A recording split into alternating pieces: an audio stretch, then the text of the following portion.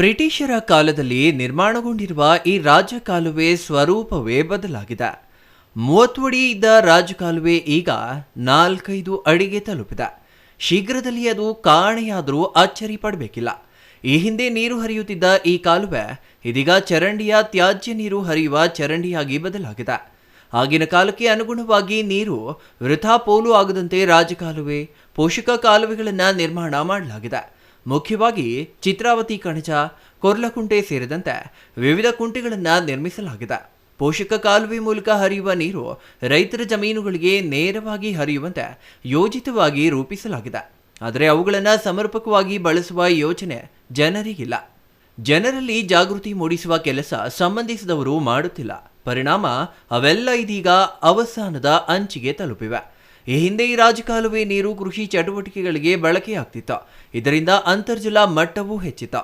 ಆದರೆ ಕಾಲಕ್ರಮೇಣ ಸಣ್ಣ ನೀರಾವರಿ, ಗ್ರಾಮ ಪಂಚಾಯಿತಿ, ಪುರಸಭೆ ಅಧಿಕಾರಿಗಳ ನಿರ್ಲಕ್ಷ್ಯದಿಂದಾಗಿ ರಾಜಕಾಲುವೆ 3 ಅಡಿಯಷ್ಟು ಮಾತ್ರ ಉಳಿದಿದೆ. ಕೆಲ ಪ್ರಭಾವಿಗಳು ನಿವೇಶನ ಮನೆಗಳನ್ನು ನಿರ್ಮಿಸಿಕೊಂಡಿದ್ದಾರೆ. ಸುತ್ತಮುತ್ತಲಿನ ನಿವಾಸಿಗಳು ಕಾಲುವೆಗೆ ಕಲುಷಿತ ನೀರು, ಮಲಮೂತ್ರದ ನೀರು ಹರಿಸುತ್ತಿದ್ದಾರೆ. ಕಸ, ತ್ಯಾಜ್ಯ, ಪ್ಲಾಸ್ಟಿಕ್ ಅನ್ನ ಸುರಿಯುತ್ತಿದ್ದಾರೆ. ಪ್ರತಿ ಮಳೆಗಾಲದ ಸಂದರ್ಭದಲ್ಲಿ ಈ ರಾಜಕಾಲುವೆ ಸುತ್ತಮುತ್ತಲಿನ ಮನೆ, ರಸ್ತೆಗಳಿಗೆ ಕಲುಷಿತ ನೀರು ಹರಿಯುತ್ತಿದೆ. ಸಂಬಂಧಪಟ್ಟ ಪುರಸಭೆ ತಾತ್ಕಾಲಿಕವಾಗಿ ಜೆಸಿಬಿ ಯಂತ್ರಗಳಿಂದ ಕಾಲುವೆ ಹೂಳು ತೆಗೆಯುತ್ತದೆ ಹೊರತು ಶಾಶ್ವತವಾದ ಪರಿಹಾರ ಕಲ್ಪಿಸಿಲ್ಲ. ದುರ್ನಾತದಿಂದ ದಾರಿ ಹೋಕರು ಮೂಗು ಮುಚ್ಚಿಕೊಂಡು ಸಂಚರಿಸಬೇಕಾಗಿದೆ. ಸಾಂಕ್ರಾಮಿಕ ರೋಗ ಹರಡಲಿದೆ ಎಂದು ಸಾರ್ವಜನಿಕರು ಆತಂಕ ವ್ಯಕ್ತಪಡಿಸಿದ್ದಾರೆ. ಈ ಬಗ್ಗೆ ಸಿಪಿಐಎಂ ಮುಖಂಡ ಚನ್ನರಾಯಪ್ಪ ಮಾತನಾಡಿ, ಬಾಗೇಪಲ್ಲಿ ಪಟ್ಟಣದ ಏಕೈಕ ಕಾಲುವೆ ಅದು ರಾಜಕಾಲುವೆ. ಬಾಗೇಪಲ್ಲಿ ಪಟ್ಟಣದ ಮುಖ್ಯ ರಸ್ತೆ ಹೊಂದಿರುವ ರಾಜಕಾಲುವೆ ಸೇರಿದಂತೆ ಚರಂಡಿಗಳಲ್ಲಿ ಕಸದ ರಾಶಿ ವಿಲೇವಾರಿ ಸಮರ್ಪಕವಾಗಿ ಮಾಡಿಲ್ಲ. ಕಸ, ತ್ಯಾಜ್ಯ, ಹೂಳು ತುಂಬಿಕೊಂಡು ಪ್ಲಾಸ್ಟಿಕ್ ಕವರ್, ಲೋಟ, ಕಸಗಳನ್ನು ಹಾಕಲಾಗಿದೆ. ಹೂಳು ತುಂಬಿಕೊಂಡಿದ್ದು ದುರ್ವಾಸನೆ ಬೀರುತ್ತಿದೆ. ಇನ್ನು ಸೊಳ್ಳೆ ಕಾಟ ಹೆಚ್ಚಾಗಿದ್ದು ಸಾಂಕ್ರಾಮಿಕ ರೋಗ ಹರಡುವ ಭೀತಿ ಎದುರಾಗಿದೆ. ಇನ್ನು ಕಲುಷಿತ ನೀರು ಪಟ್ಟಣದ ಹೊರವಲಯದ ಕೊರ್ಲಕುಂಟೆ ಕೆರೆಗೆ ಹಾಗೂ ಚಿತ್ರಾವತಿ ನದಿಗೆ ಹರಿಸುತ್ತಿದೆ. ಈ ರಾಜಕಾಲುವೆ 30 ಅಡಿ ಇರುವಂತಹ ಕಾಲುವೆ ಇದೀಗ 3-4 ಅಡಿಗೆ ಬಂದು ತಲುಪಿದೆ. ಜನಪ್ರತಿನಿಧಿಗಳು ಹಾಗೂ ಅಧಿಕಾರಿಗಳು ಈಗಲಾದರೂ ಎಚ್ಚೆತ್ತುಕೊಂಡು ರಾಜಕಾಲುವೆ ಒತ್ತುವರಿಯನ್ನ ತೆರವುಗೊಳಿಸಿ ಚರಂಡಿಯನ್ನ ಸ್ವಚ್ಛತೆ ಮಾಡಿಸುವವರು ಇಲ್ಲವೋ ಎಂಬುದು ಕಾದು ನೋಡಬೇಕಿದೆ.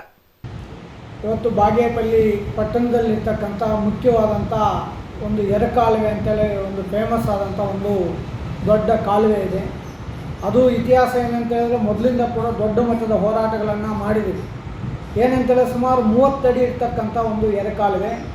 ಅದು ನ್ಯಾಷನಲ್ ಕಾಲೇಜಿಂದ ಬರ್ತಕ್ಕಂಥ ನೀರು ಸಂಪೂರ್ಣವಾಗಿ ಈ ಕಡೆ ಬಂದು ಕೊರ್ಲಕುಂಟೆಗೆ ಹೋಗ್ತಕ್ಕಂಥದ್ದಿತ್ತು.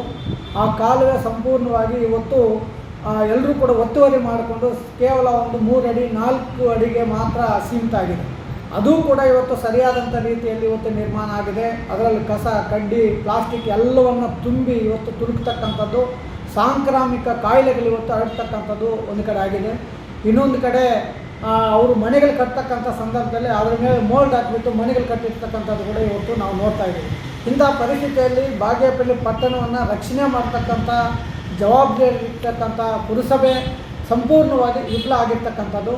ಮತ್ತು ಆ ಎಡಕಾಲುವೆಗೆ ಇವತ್ತು ಮೂತ್ರ ಮತ್ತು ವಿಸರ್ಜನೆ ಮಾಡ್ತಕ್ಕಂಥ ಎಲ್ಲವನ್ನ ಇವತ್ತು ಬಿಟ್ಟಿರ್ತಕ್ಕಂಥದ್ದು.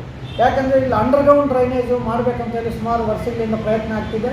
ಅದನ್ನು ಇದುವರೆಗೂ ಕೂಡ ಆಗದೇ ಇರ್ತಕ್ಕಂಥ ಪರಿಣಾಮದಿಂದ ಸಿಲಿಂಡಿಗಳಿಗೆ ಇವತ್ತು ಅಂಡರ್ಗ್ರೌಂಡ್ ಡ್ರೈನೇಜ್ ಬದಲು ಸಿಲಿಂಡಿಗಳಿಗೆ ಇವತ್ತು ಬಿಡ್ತಕ್ಕಂಥ ವಾತಾವರಣ ನಿರ್ಮಾಣವಾಗಿ ಅದು ಇವತ್ತು ಎಡಕಾಲುವೆ ತುಂಬಿ ಎಡಕಾಲುವೆ ಇವತ್ತು ದುರ್ನಾತ ವಾಸನೆಯನ್ನು ಬೀಳ್ತಕ್ಕಂಥ ಪರಿಸ್ಥಿತಿ ಇವತ್ತು ನಿರ್ಮಾಣ ಆಗಿದೆ. Ganesh, RCTV news, Bagepalli.